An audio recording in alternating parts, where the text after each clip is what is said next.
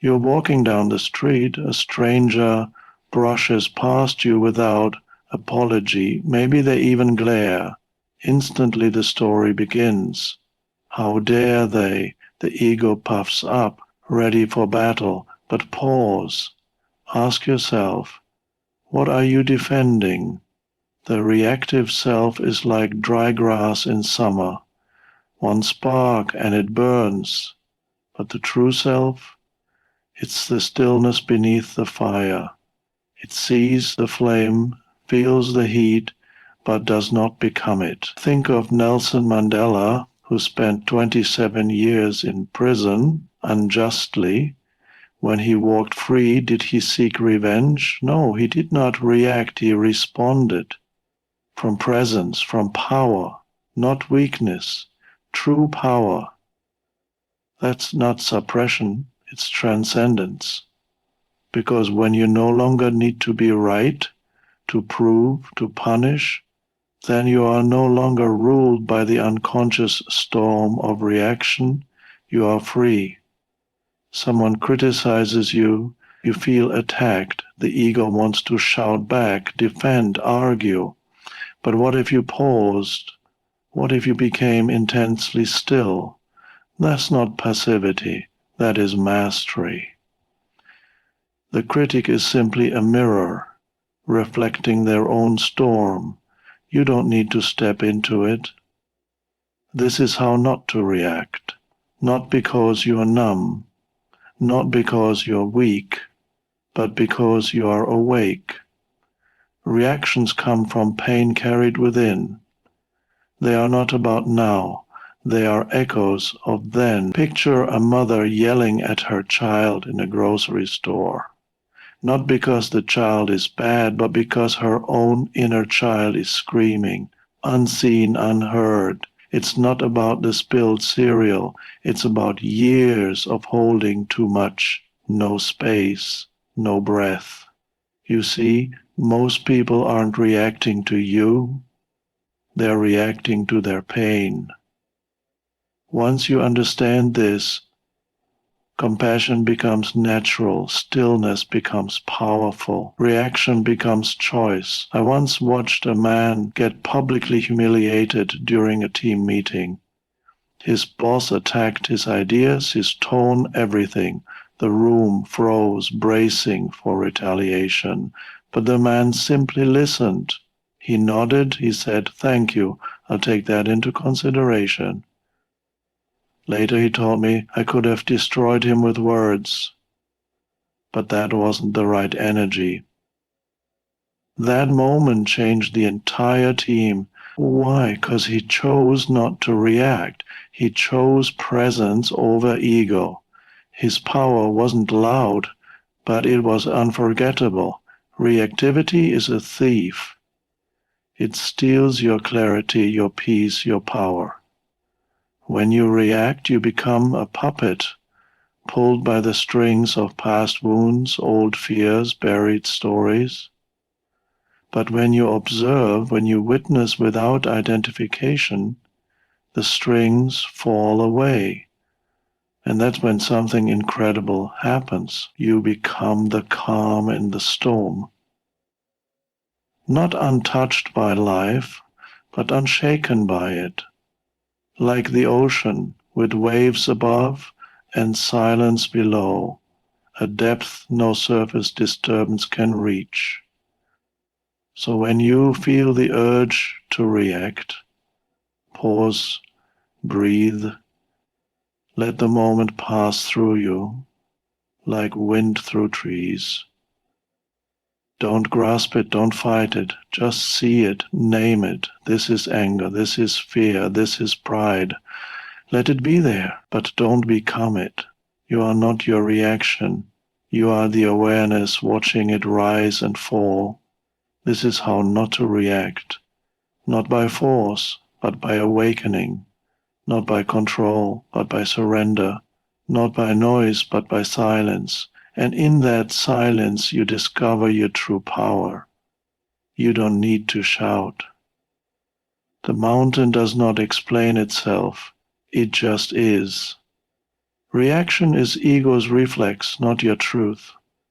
In the moment something triggers you, a comment, a look, a tone of voice, there is a split-second thirst. Most of us don't see that choice because the reaction happens so fast. It feels automatic. That automaticness is not your power. It's a habit of the ego, a conditioned pattern built over years of unconscious living. When someone says something offensive and you immediately snap back, or when you feel criticized and instantly feel the urge to defend, to justify, to prove you're right, what you're witnessing isn't your true self. It's the reflex of a mind trained to protect a fragile identity. The ego lives in a constant state of tension, always scanning for threats, always trying to hold up an image, and anything that challenges that image is seen as danger. But who is being threatened? Not you, not the deeper you. The real you doesn't need to be right. It doesn't need to win. It doesn't need to be seen a certain way. The real you is spacious, vast, aware. It doesn't flinch when challenged because it doesn't identify with the surface level stories. It simply observes. The ego reacts because it believes it is under attack. It takes everything personally. Someone is late, it's an insult. Someone disagrees, it's a rejection. Someone succeeds, it's a threat to your worth. And so it reacts, fast, sharp, loud. But what if you paused? What if you allowed that moment to stretch just a little longer? Imagine the space between the match and the flame. That space is presence. In that space you can see the thought that wants to react. You can feel the emotion rise like a wave, but you don't have to ride it. You can stand still and let it pass.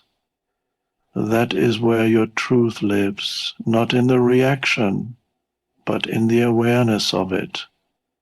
Not in the noise, but in the awareness of it. Reaction is borrowed, it's old. It's a program handed down by fear, by upbringing, by cultural noise. Truth is now. It's quiet, but powerful. It doesn't shout or scramble to defend. It simply sees. That seeing is your freedom. It's what Eckhart Tolle calls the watcher. When you recognize you're not the voice in your head, but the awareness of that voice, you stop reacting blindly. You begin to respond from presence, from clarity, from power that doesn't need validation. So the next time you feel the surge, the heat in the chest, the tightening in the jaw, the flood of words forming, pause. There is nothing wrong with a reaction arising. That's human. But the truth is, you are not the reaction, you are the stillness noticing it. That noticing is liberation. That's where your truth lives. Stillness is strength, not weakness. In a world that equates loudness with confidence and quick reaction with control, stillness is often misunderstood. People think if you don't respond immediately, if you don't retaliate, defend, argue, or prove something, you're weak, passive, indecisive.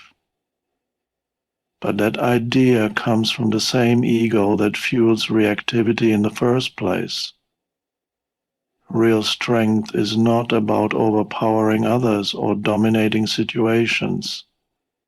It's about being rooted so deeply in your own presence that nothing can pull you away from it. Not criticism, not chaos, not conflict. When you are still, you are not frozen or indifferent, you are fully awake. You are there completely with what is. You are not running away from the discomfort or trying to control the narrative. You are letting the moment be what it is, without trying to manipulate it into something safer for your ego. That takes far more courage than reacting. Stillness is presence in its purest form. It's not that thoughts or emotions don't arise, they do, but you are no longer swept away by them. You observe, you allow, and in that space you reclaim your power. Think of a mountain during a storm. Wind howls, rain pours, thunder cracks, but the mountain does not move.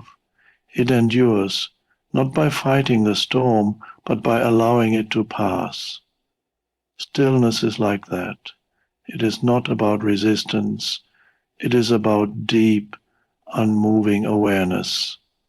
From this place, your actions, when you choose to act, are not driven by fear, insecurity, or the need to control. They are intentional, clear, and aligned with truth. Consider someone cutting you off in traffic. The usual reaction is instant anger, a horn, a shout, a gesture. But what if you remained still inside? What if you allowed the heat to rise and simply noticed it? That pause, that decision not to react, does not make you weak. It makes you free. Because now, your peace is not dependent on other people's behavior. Now, your energy belongs to you again. There is immense power in doing nothing when nothing needs to be done. Most people act not because it's necessary, but because they're uncomfortable with stillness. They think action will relieve the discomfort, but often that action is just noise, a distraction from facing what is inside. When you are still, you meet yourself fully, and that meeting transforms you. It burns through illusions, through the ego's compulsive patterns. You begin to see how much of life is reaction, not response, and you begin to choose differently. Stillness is not the absence of motion. It's the presence of awareness. It's choosing not to follow the pull of the unconscious. It's realizing that true power is quiet. It's grounded. It doesn't chase, doesn't grasp, doesn't flinch. In stillness, you discover the vastness within you that nothing outside can touch. And in that space, you find the kind of strength that does not need to shout to be heard. Real power is calm under fire. It does not need to prove itself, defend its worth, or assert dominance through force. In fact, the moment you feel compelled to show how powerful you are, that very impulse often reveals a deeper insecurity. True power is not reactionary, it's quiet, steady, and deeply rooted in presence. When you are calm in moments of chaos, it's not because you are numb or indifferent. It's because you are grounded in something deeper than circumstance. You are not being pulled into the surface drama of the moment. You are anchored in stillness, in awareness. There's a common belief that strength must be aggressive, that confidence is loud, and that staying calm is somehow passive. But that's a myth created by a world addicted to drama. Calmness in the face of pressure isn't a lack of emotion, it's emotional mastery. It's the capacity to feel the intensity of the moment without being consumed by it. It's the ability to hold your center while the world around you spins. That is real leadership. That is real inner authority. Think of a firefighter entering a burning building. Their power doesn't come from panic, from yelling, from erratic movement. It comes from clarity, from training, yes, but also from calm. Calmness allows space for wise action. In moments of crisis, The calmest person is often the one others turn to, not because they have all the answers, but because their energy brings stability. That's power, not force, but presence. I once witnessed a man being unjustly attacked in a meeting. Words were harsh, assumptions were flying, tension filled the room. Everyone expected him to fight back, but he didn't. He paused, he took a breath, and he said, "I hear what you're saying, let's look at the facts together." No defensiveness, no retaliation, just still, composed strength. The energy in the room shifted.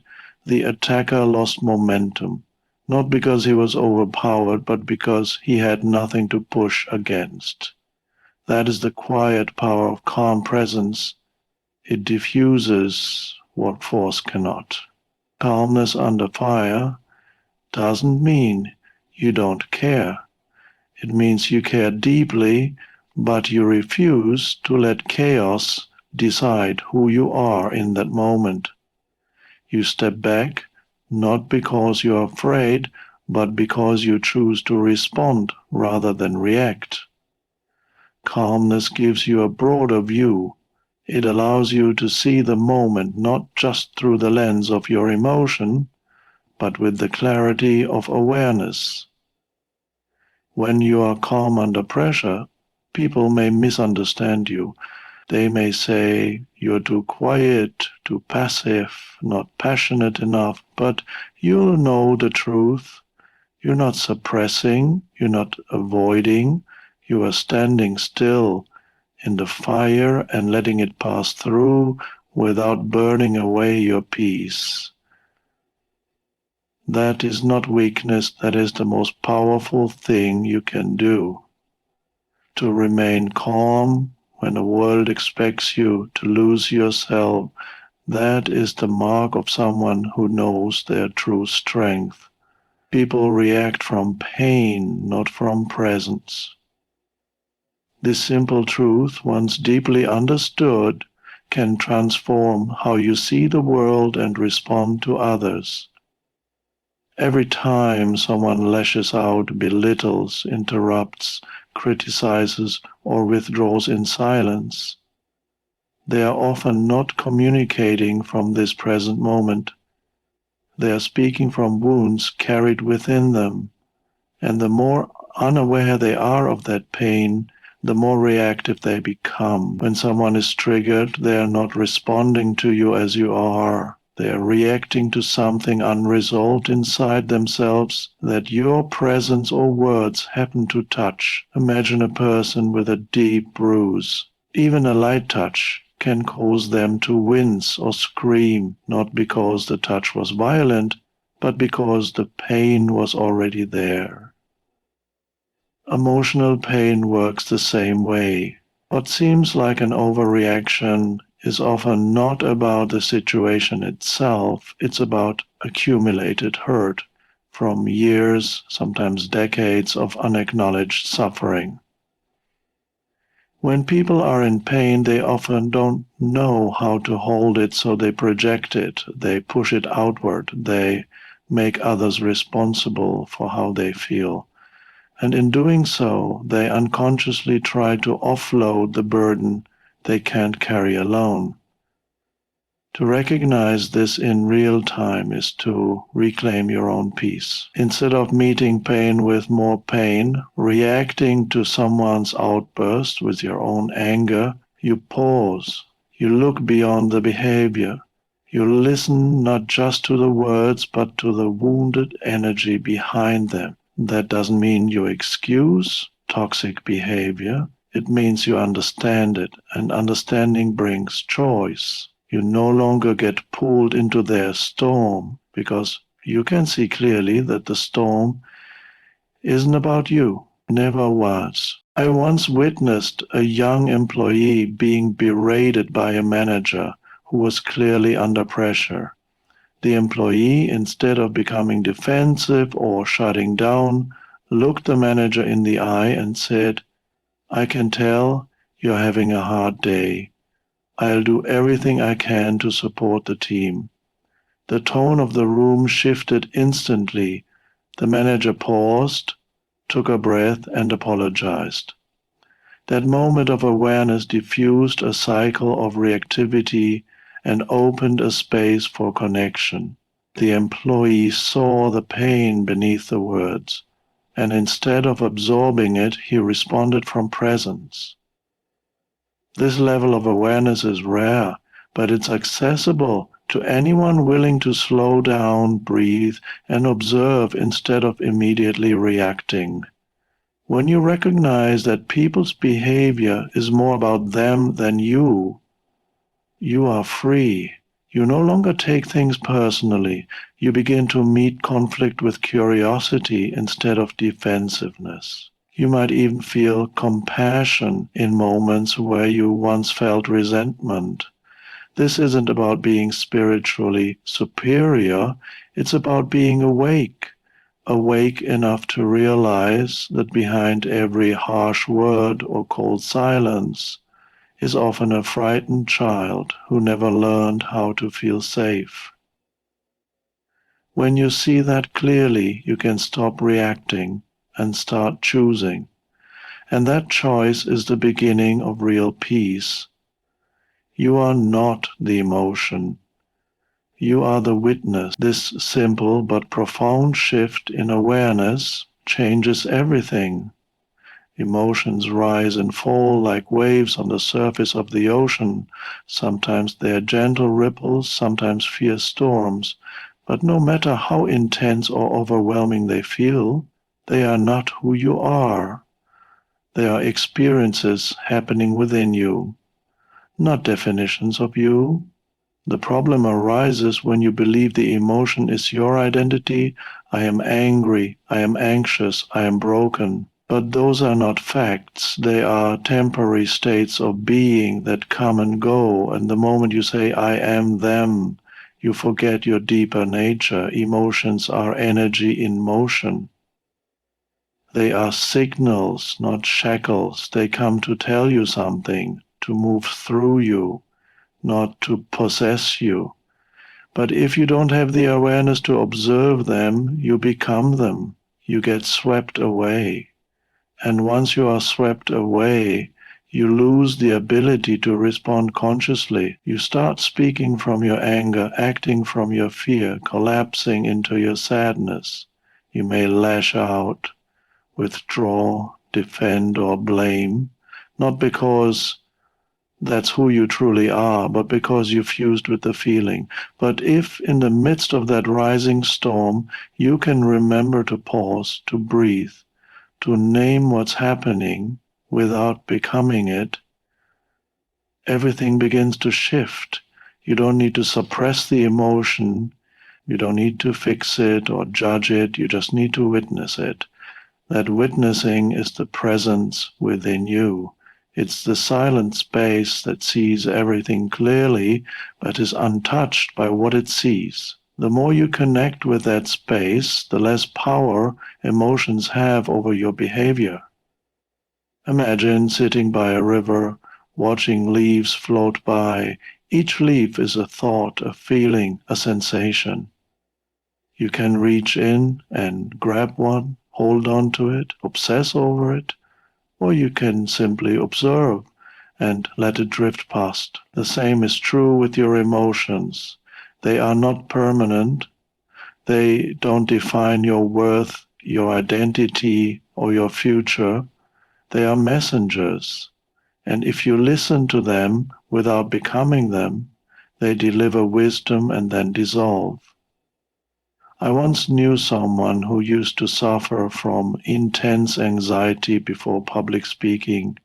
She would tremble, sweat, and mentally spiral. But over time she learned to say, "This is anxiety. It's here." She didn't resist it. She didn't fight it. She watched it. She breathed with it. And slowly the anxiety lost its grip, because it was no longer feeding on her identification. She had separated who she was from what she was feeling.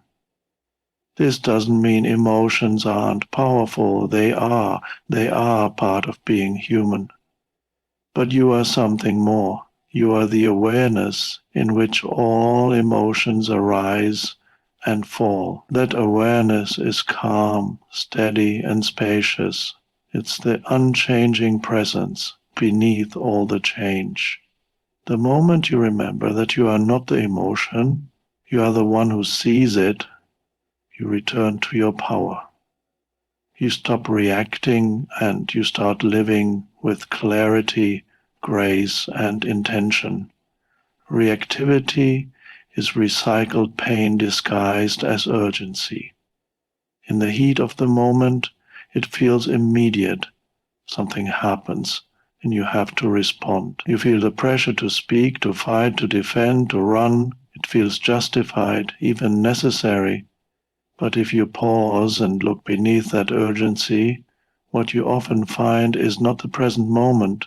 It's the past echoing through it. Old wounds, unmet needs, forgotten hurts. These come rushing to the surface wearing the mask of the now. And so you react not to what's truly happening, but to everything that came before it. The present becomes a stage on which the past plays itself out again and again. Most people are unaware of this. They think they are reacting to a comment, a tone, a gesture. But if you slow down and observe closely, you'll notice that the intensity of the reaction often doesn't match the situation. That's the giveaway. That's the moment to ask yourself, what is this really about? Maybe the anger you feel toward a colleague is really about feeling unseen for years. Maybe your need to prove yourself in a conversation is really about a childhood where you were never allowed to feel enough. The urgency is not just about this one moment. It's pain that hasn't had space to breathe, trying to find expression wherever it can. When pain is unacknowledged, it doesn't disappear, it waits. It lives in the body, in the nervous system, in the mind. It influences your decisions, your tone, your thoughts. It becomes the fuel behind reactivity. And because it hasn't been seen or healed, it demands attention through urgency. You feel like you must act right now, but what you really need is space. Space to witness what's alive in you, space to feel what's underneath the surface, space to separate the event from the emotion, the trigger from the story. This is why the practice of presence is so powerful. It creates that space. It gives you just enough room to notice the difference between what is happening and what your mind says is happening. When you become present, urgency begins to soften. You realize that not every thought needs to be acted on. Not every emotion needs a reaction. You learn to sit with the energy of discomfort without immediately needing to discharge it onto someone else. I once worked with someone who would always interrupt conversations with force and intensity. It seemed like impatience, but as he became more self-aware, he realized it was panic. Panic that no one would listen, rooted in early experiences of being ignored. His urgency wasn't impatience.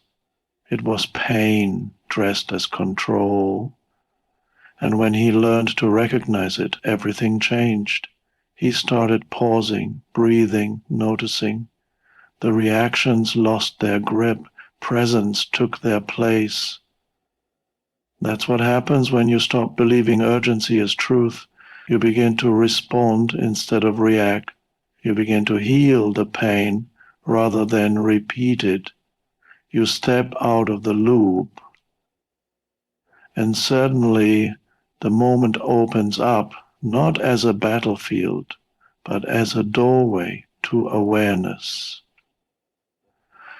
Non-reaction creates space for clarity and transformation. In the moments when everything in you wants to respond, to fight back, to prove a point, to correct, to defend, those are often the moments where silence, stillness, and a pause can open the door to something far more powerful than reaction: transformation.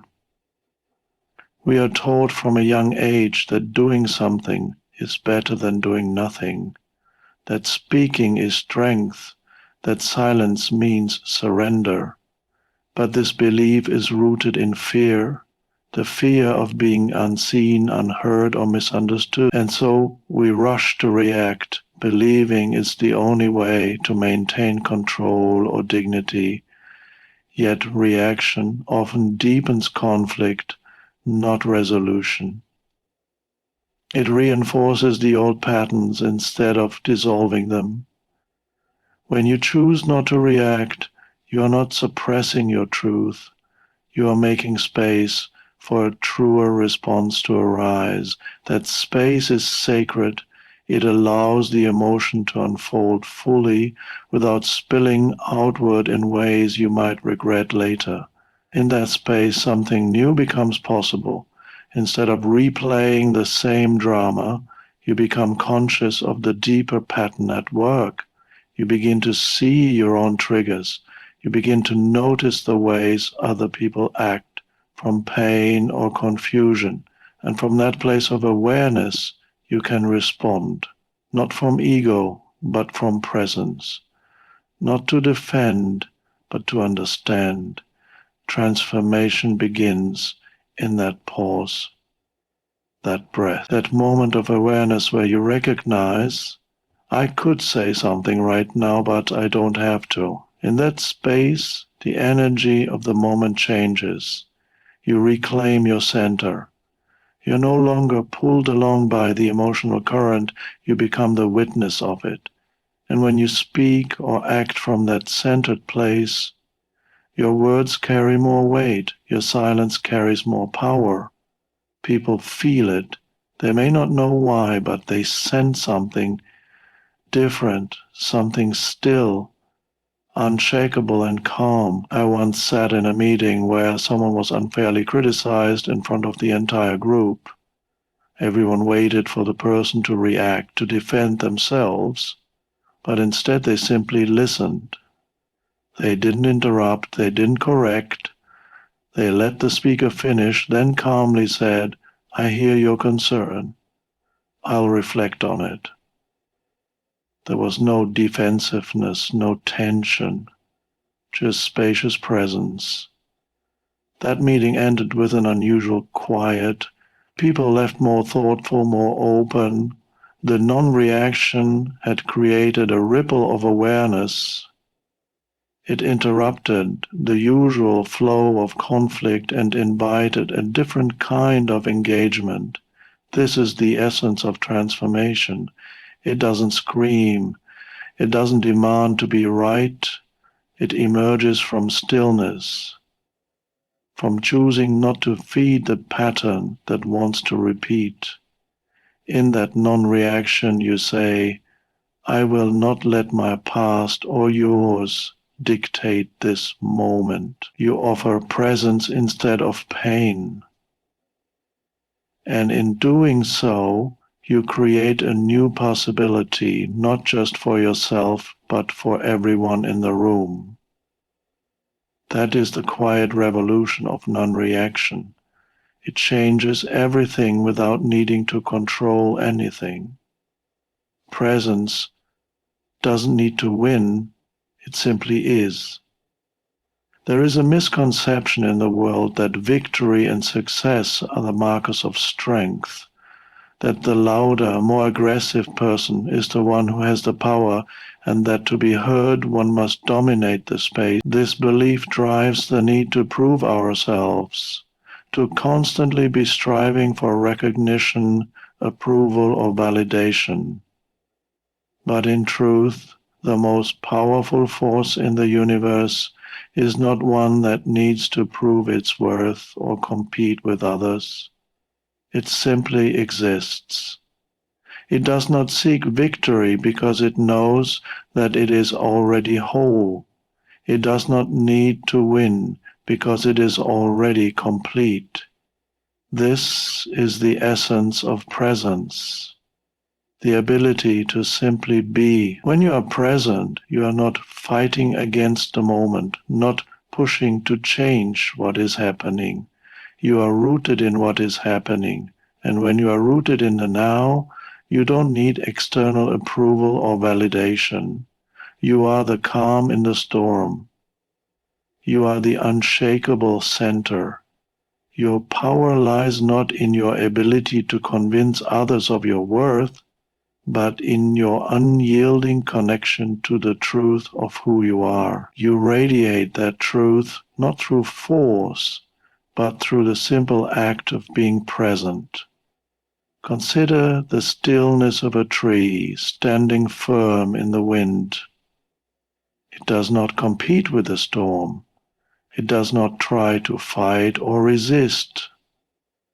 It stands as it is, unwavering.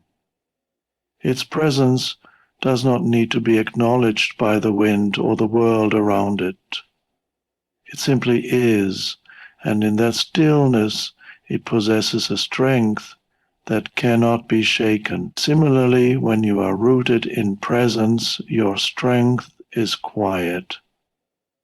It does not need to be seen or heard to be powerful. Your presence speaks for itself. Think about a person who carries themselves with an inner calm in the midst of chaos. People are drawn to that energy not because they are asserting dominance, but because they offer something rare, peace. There's a magnetic quality to presence. It doesn't need to chase anything. It simply attracts. It creates an atmosphere where others feel safe, understood, and seen. This doesn't mean that presence is passive. It is an active state of awareness, but it is active in a way that does not seek to control or manipulate.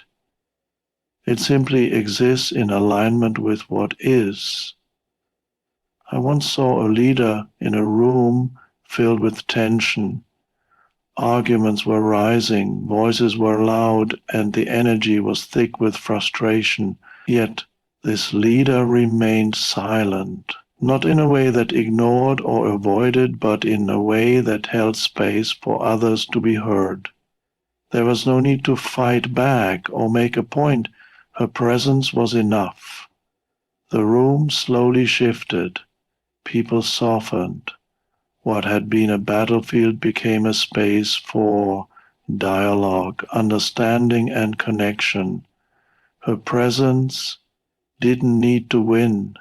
It simply was, and in that simple act of being, she transformed the energy of the entire room. When you understand that presence doesn't need to win, you free yourself from the cycle of seeking approval or recognition.